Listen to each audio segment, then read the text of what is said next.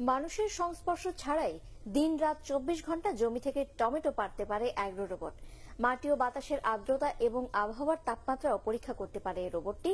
দীর্ঘ 5 মাস গবেষণার পর এই আধুনিক যন্ত্র মানবের উদ্ভাবন করেছেন সিলেটের বেসরকারি বিশ্ববিদ্যালয়ের 3 শিক্ষার্থী। সিলেট প্রতিনিধি শাহ মুজিবুর রহমান জকনের report. Wireless video camera, robotics hand সহ বিভিন্ন ইলেকট্রনিক ডিভাইস দিয়ে তৈরি করা হয়েছে এই কৃষি যন্ত্রমানব বা এগ্রো রোবট।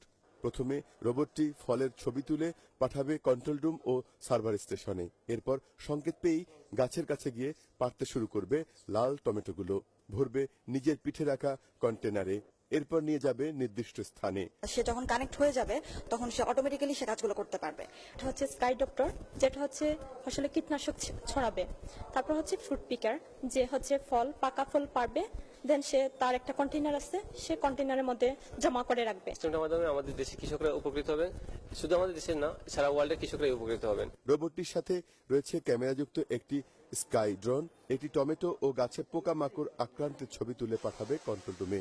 এরপর সংকেত পেয়ে উড়ে গিয়ে জমিতে কীটনাশক ছিটিয়ে দেবে।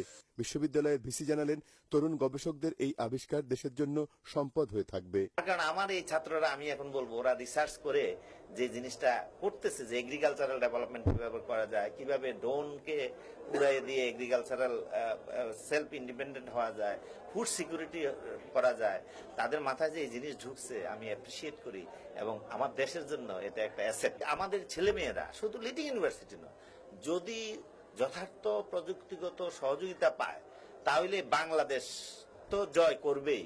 আমার বিশ্বাস তারা বিশ্বের মধ্যে একটা মডেল সৃষ্টি করতে পারবে। 1.5 ফুট লম্বা ও 1 ফুট 2 ইঞ্চি চওড়া এই এগ্রো রোবটটি তৈরিতে খরচ হয়েছে 60,000 টাকা। রোবটটি কন্ট্রোল রুম অথবা সার্ভার স্টেশন থেকে যে কোনো তথ্য সংগ্রহ করে কাজ করতে পারবে। এছাড়াও রোবটটিতে রয়েছে আরেকটি যন্ত্র, ফিল্ড ম্যানেজার। যন্ত্রটি মাটির প্রয়োজনীয়তা অনুযায়ী স্বয়ংক্রিয়ভাবে জমিতে পানি সেচ করতে পারে।